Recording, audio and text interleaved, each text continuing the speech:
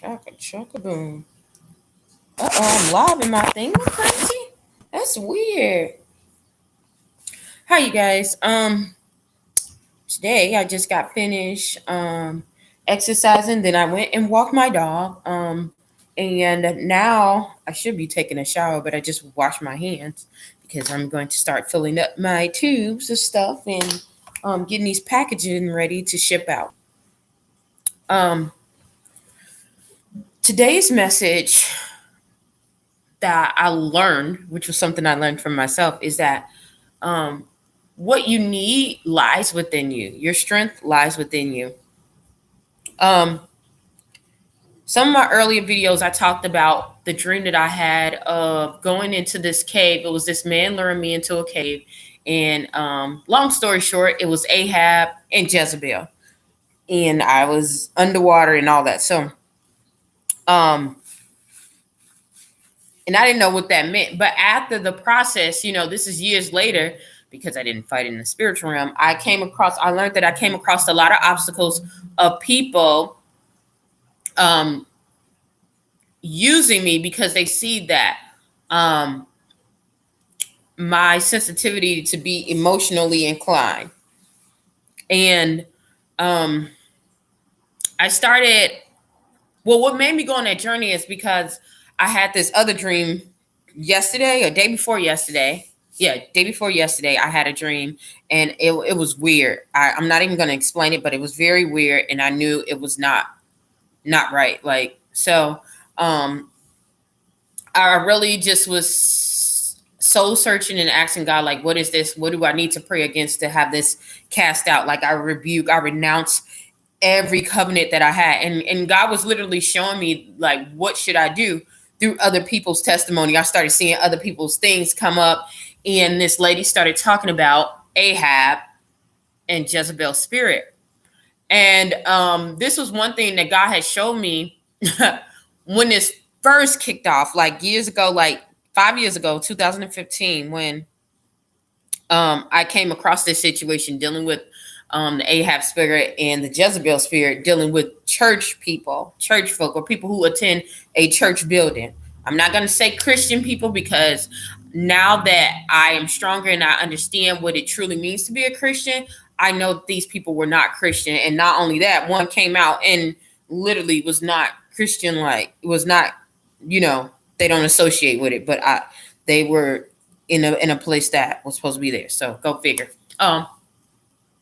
And during that relationship, I would see like this one person, she would just try to be in control. And the guy who was above it, it was the pastor who was over that church. He was just, so passive.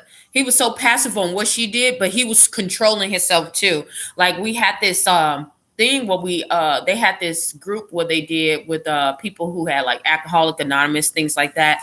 And which is crazy. I shouldn't even been in that group because I didn't have any addictions like that at all. But because this woman was so persuasive and so like intricate in it, it helped me later on. But she was very manipulative. But what the enemy meant for evil, God turns it for his glory. So it really did help me long term. But what she was doing, how she was doing it to benefit her own self and to make herself look good.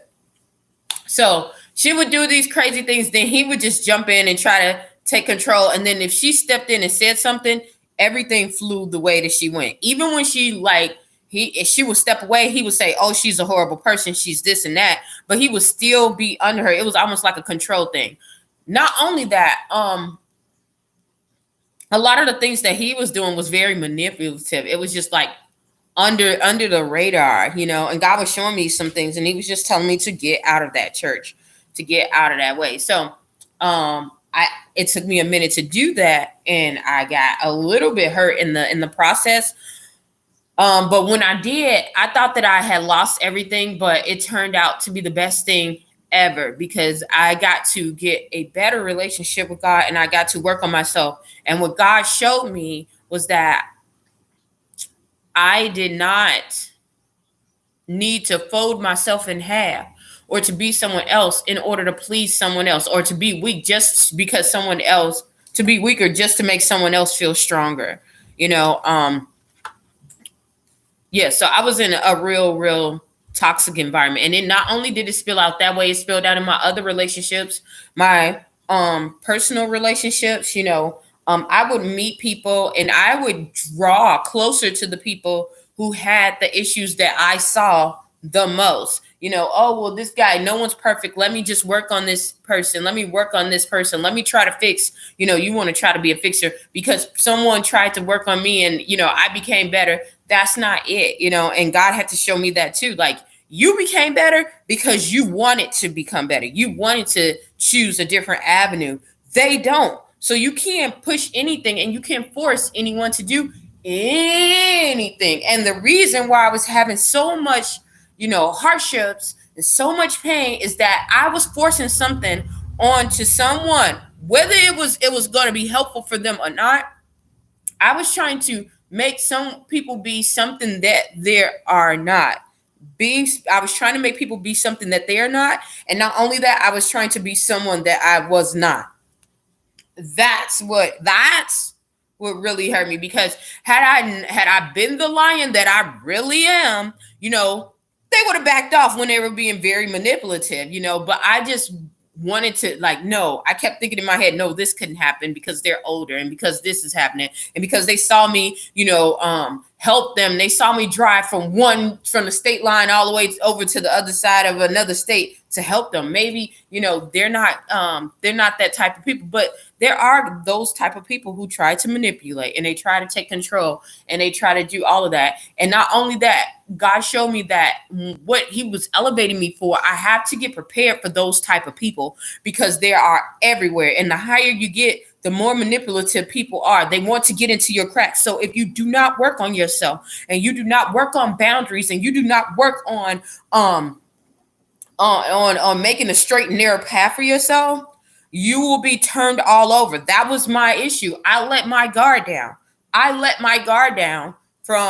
the Bible tells you not to. You have to take responsibility.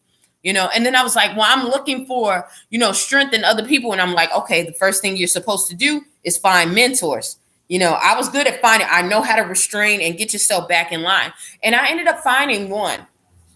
But God got deeper with me. He started showing me like, okay, that part, but you knew even more. I hold you to a higher account than anybody else. This is why you were going through this, because you knew the difference. Some of those people who are in the world, they don't know the difference, but you do. You do. You know what I'm saying? So, and you have to understand this. When you have a higher anointing or calling over your life,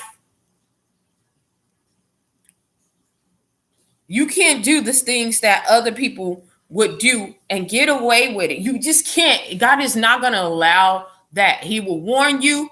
And then after that, boom, because he holds you to a higher calling. So that's what I understood. And the trials that I went through, it was 10 times harder than other people. And I think God was letting me know, like, next time I'm not going to save you. Me going through homelessness, I could have broke that whole cycle. I didn't understand it then, but I understood it now, because some of the slight things, leave this person alone, let this person go.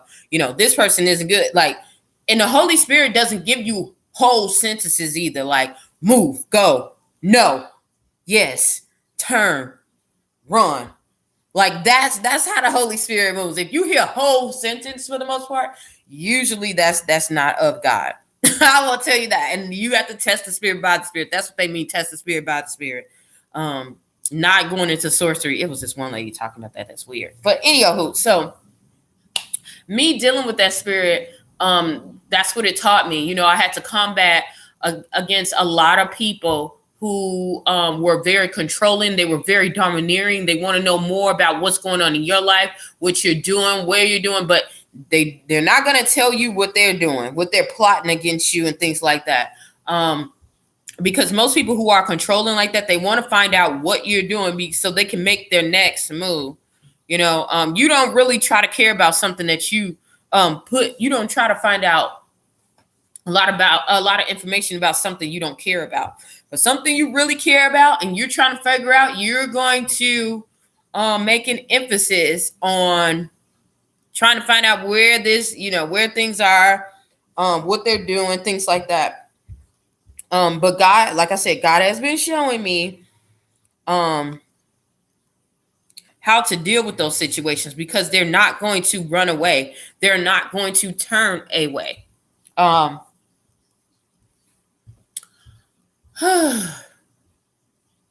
else?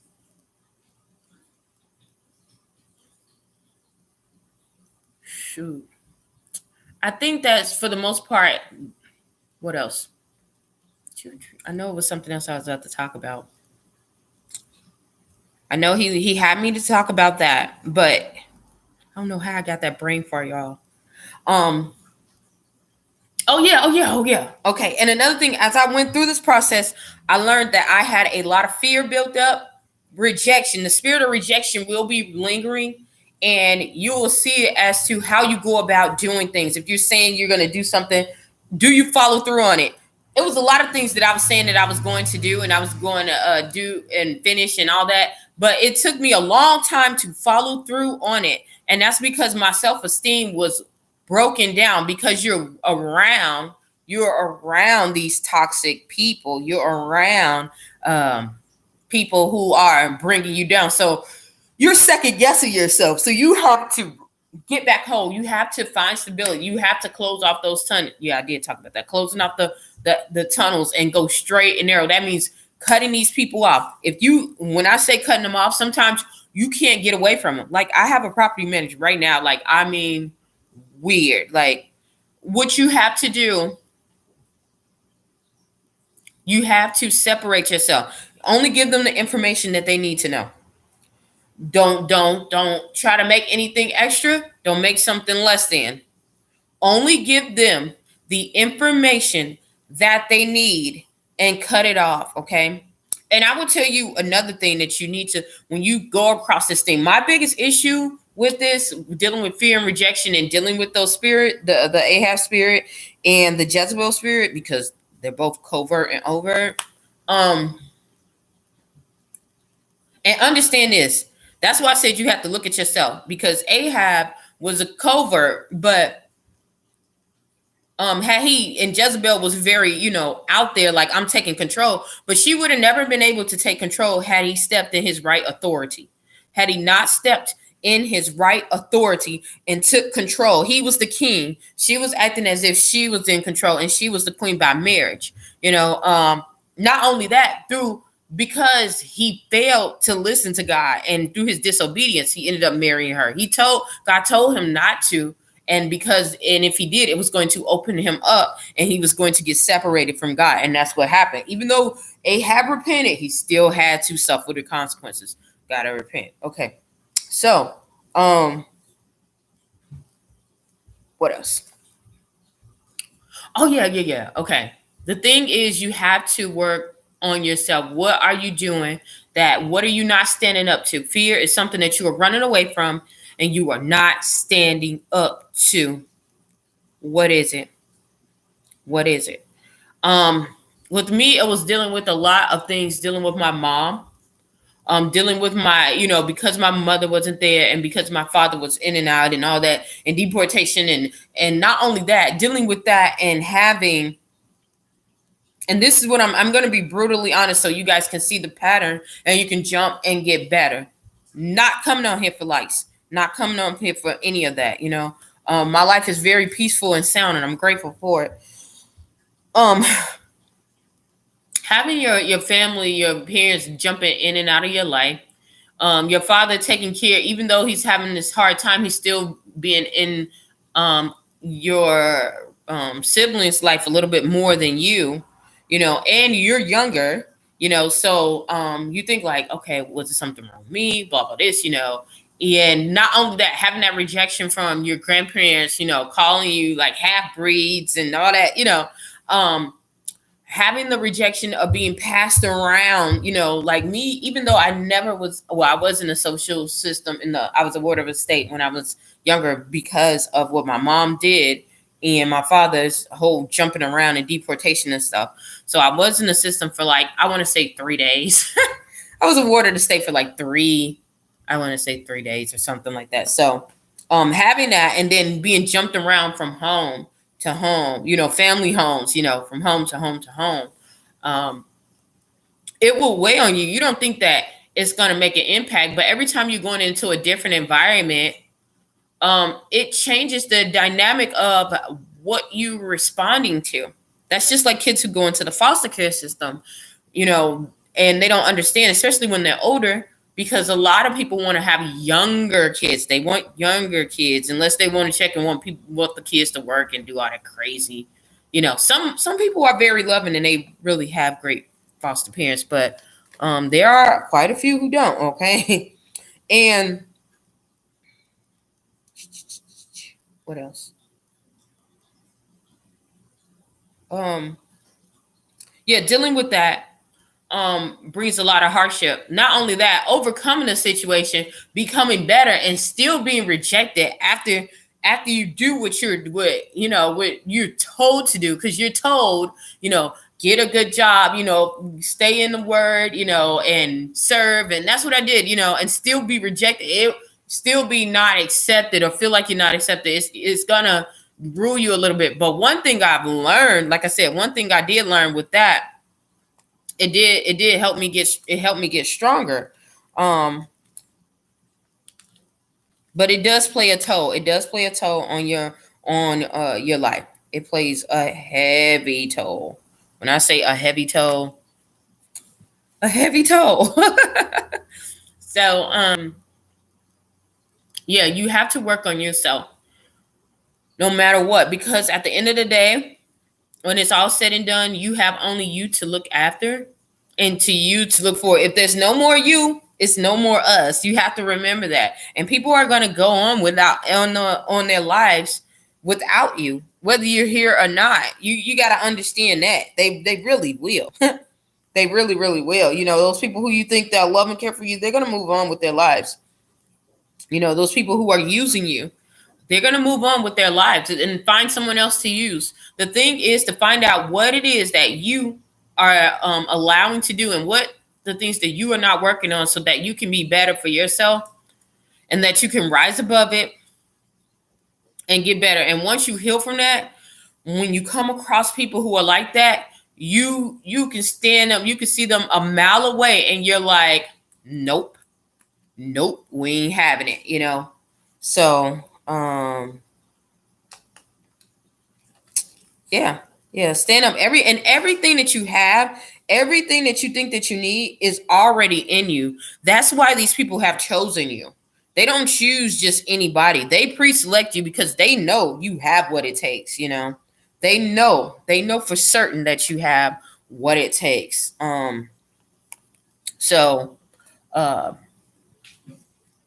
don't believe the hype. Don't feel like you don't have nothing to add, because if that was the case, they wouldn't be around you. What else? I'll tell you another issue about what happened to me for personal experience because of this. Okay, so one of the people that I used to talk to, the person, I don't even know how I still had this person's number. So one of the people that went to that church that I talked about earlier had a celebration. So I ended up calling. I'm like, how did I even remember this? But it was on my calendar, Google calendars. So it comes up every year and it shows up. And I'm like, I don't want to call them, but something's telling me call. And I'm like, is that emotional? That's why I say test the spirit by the spirit, because I know for certain. Well, anyhow, so I called them. I'm telling them, congratulations on their anniversary, and we're talking. All of a sudden, they're like, okay, well, what's next for you? And I'm saying, they were telling me what happened with them next, what was going on with them next, and why this person had got out of retirement and went back into the workforce. And I'm like, okay, congratulations. You deserve it. I've seen a lot of people that have retired. I have a lot of friends, because I have a lot of friends in different age ranges, because when you get older, you start learning that you do have things in common with people who are older than you, people who are younger than you. And it's certain things that, you guys have in common. So I'm like, okay, congratulations. You deserve it. There are a lot of people, like I said, a lot of people that I know who have been retired, but they're going back into the workforce now.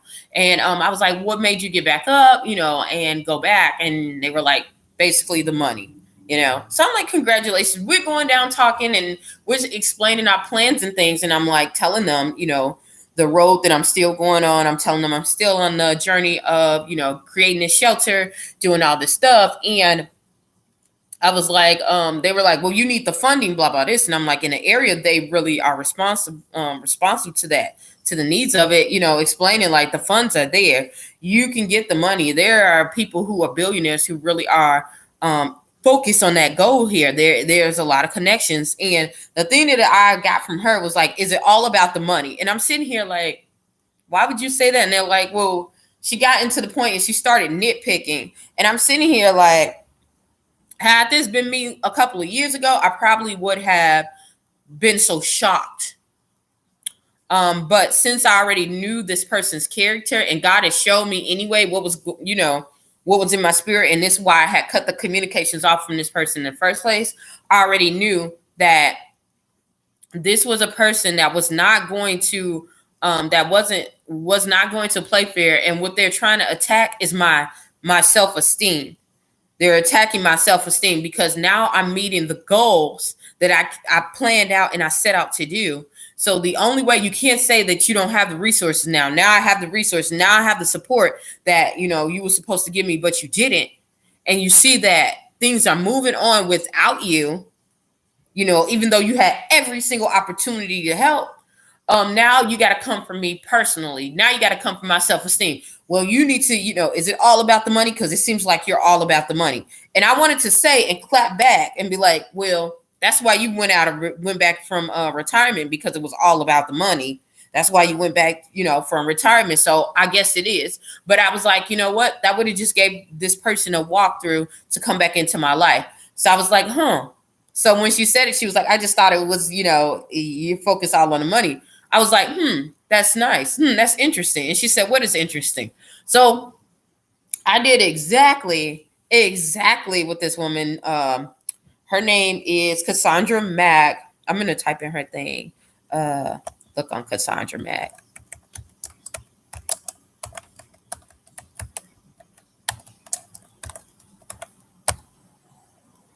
Okay, so this lady who is also a social worker. Thank you so much. I would go and write a letter, but I really don't have a lot of time for that. But I'm so grateful for her. What I came across the day before, because I saw a message on her thing, and she was talking about how people come and they come for your self-esteem, and they're coming, and when they're narcissistic, and how they come and they attack you, and how do you respond to it? Don't go tit for tat. And I was like, and the thing that she said, she was talking about a girl. The reference that she used was a woman with her significant other, a male that was a significant other, and they were at dinner, and he was complimenting. He was just not complimenting. He was trying to bring down her self-esteem by saying that he would have, had he known that she had a friend that looked that good, he wouldn't have dated her. He would have dated the friend. And look at her, the portions on her body and things like that. And how she said she responded to it, she was just like, interesting, and then they're like, well, what do you mean interesting? You say, interesting, so, and that way they can't come back. They just lost for words. So that's what I did. Now, because I did that, because she has a master's in addictions and counseling addiction. So she did a lot of counseling. And, before she was into the other field that she was in. So she was like, what does that mean? Then she was like, she waited, and then we ended the conversation. She didn't try to hold on. She didn't try to do anything. And I'll let it go, because it was confirmation. It was confirmation for me that I had grown, I had did the work, and I was able to see the signs. So when it came up to me and these things happened, I was able to respond correctly to the situation and not overthink and not give them energy and power to drain me or to attack my self-esteem. And that's really hard when you, especially when you're being vulnerable with these people. That's one thing you have to learn. These are not ordinary people that you could be vulnerable with. These are people who are ready to take you out at any means necessary. They'll be the ones that will help you, who look like they're trying to help you, and as soon as you do better than them or better than they expect you to do, because what happened was I was becoming better than what she ever expected me to be. And I'm always like that. I always had that gift. People always count me out. It's always been like that. That spirit of rejection has always followed me since the beginning of my life. And yeah. Even look at the papers when I was a kid. My mom threw me in a trash can. That's a spirit of rejection, even though she was dealing with mental illness. But anyhow, these are the things that God was showing me. I always surpass what people expect, of me. And it's kind of like people try to say that, it's kind of like a whammy, but it's almost like a gift, because when people don't expect things from you, or when people, try to reject you or they push you away, you have a lot of time to work on yourself. You have a lot of time. I was so grateful because during this experience, and not only that, because I had this experience as a kid, because I used to get rejected a lot, because I'm one of those people, I drum to my own beat. Like, I move to my own beat, period. I've always been like that.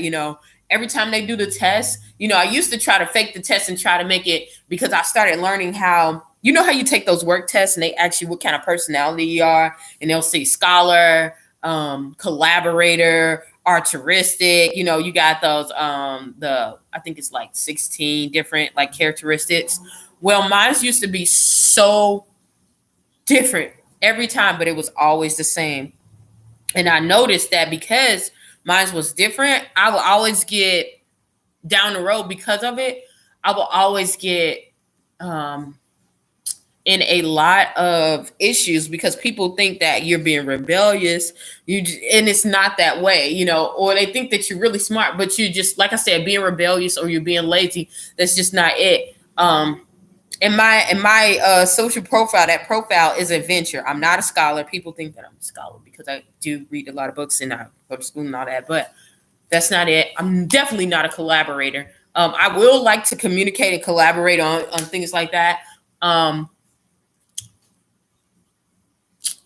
But I'm definitely not that. And altruistic, I used to try to flip it away, because altruistic and venturer, they get really close. Those are the closest ones that you can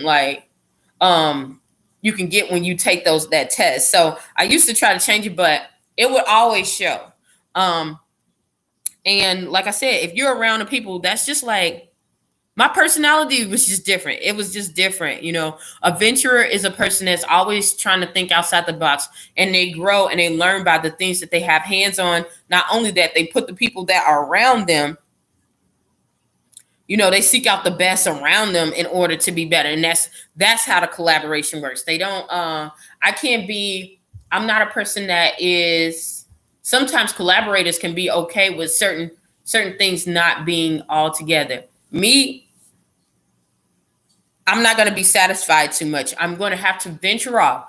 And that's why they call it a venturous, profile. I have to go and seek what's going to be the best, and I'll use what is okay and what is doing okay right then. But afterwards, I have to branch out and go and find out what it is to be better.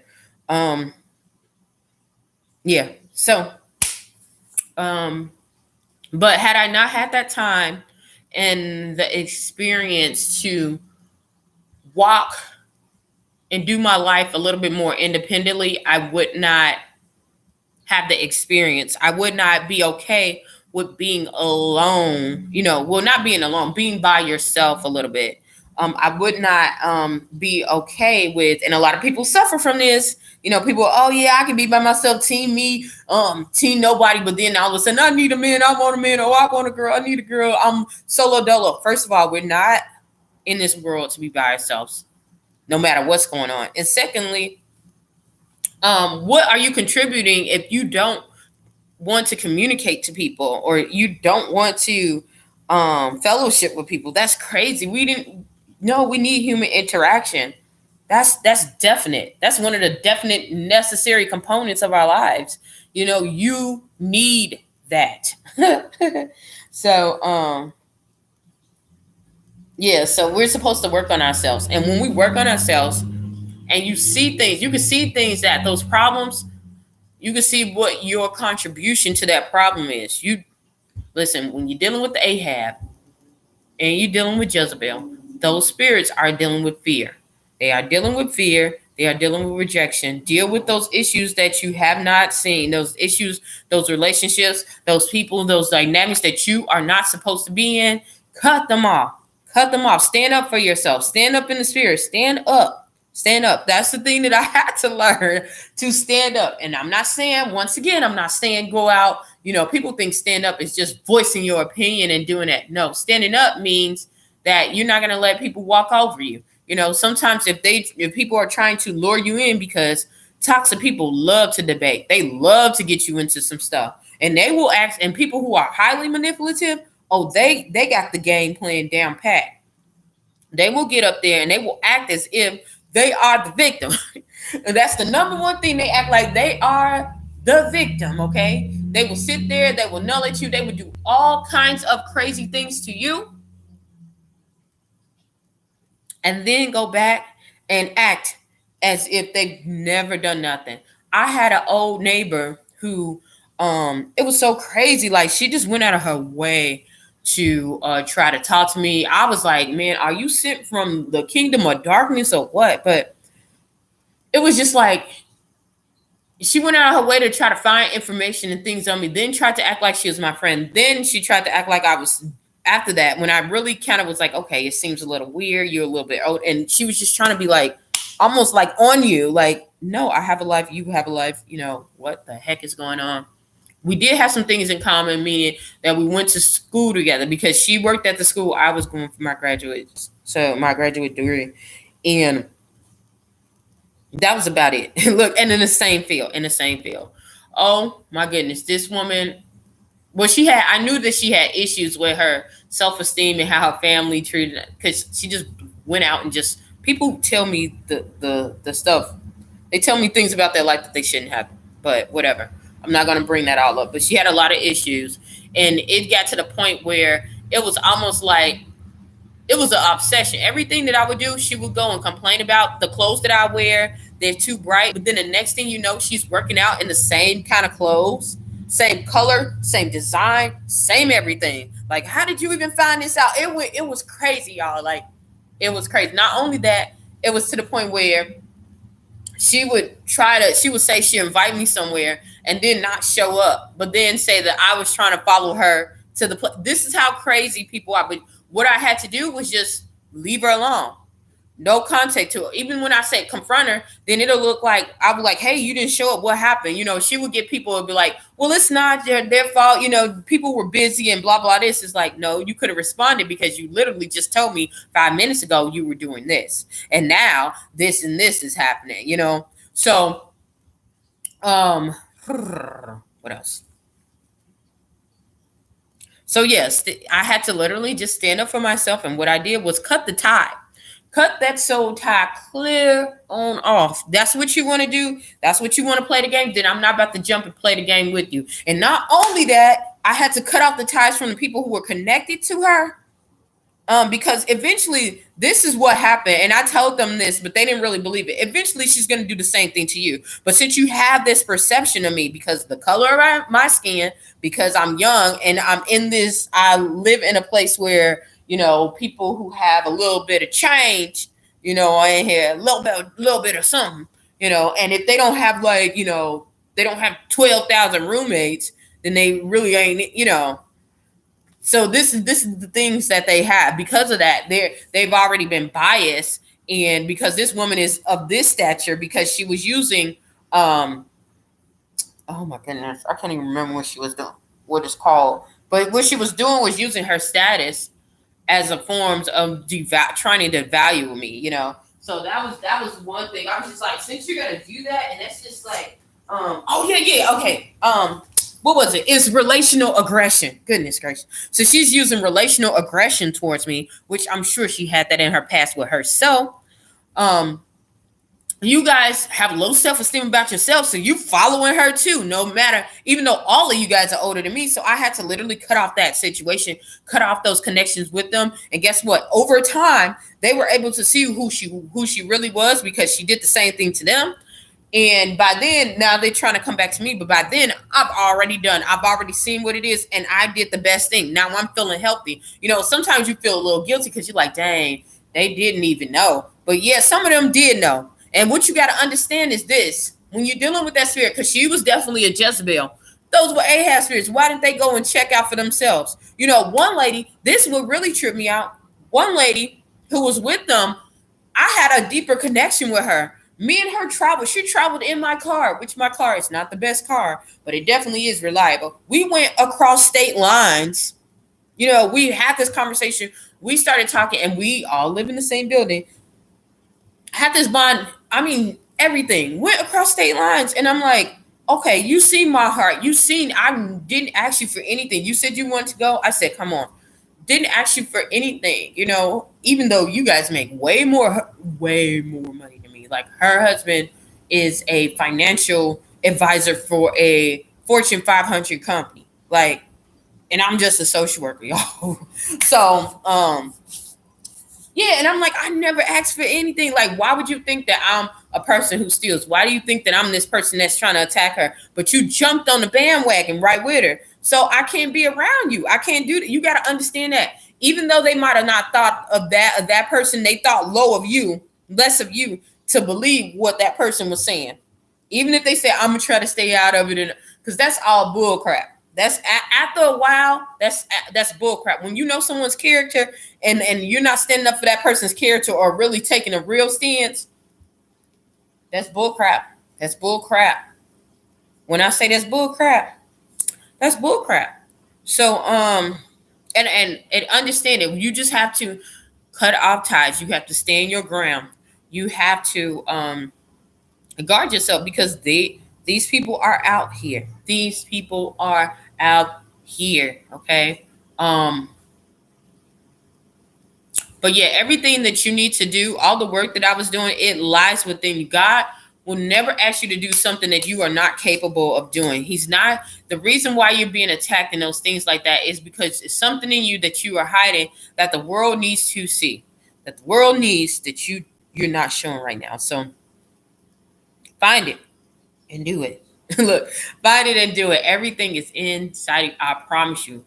He made you. He the manufacturer. He knows what's inside of you. You the one that don't. So go to him, seek him, find him. If you don't know him, I know there's a lot of people who are not believers, and that's cool. You make your own decision. But my suggestion is try him, Have I been a perfect Christian? Heck no. I've dabbled in some of the new age, to be perfectly honest, and didn't even know. But God really saved me and got me out of that. And it's a lot of people that's coming out and saying it. And you could tell some of the people that are lying, just trying to get clout, or but there are real people who are out here telling the truth. But it doesn't even matter. The thing that matters is, what is it that you are not doing to make yourself better? You might be saying, oh yeah, you're dealing with this guy who, he's doing everything. He's taking advantage of me, just laying on my couch, not paying the bills, and he's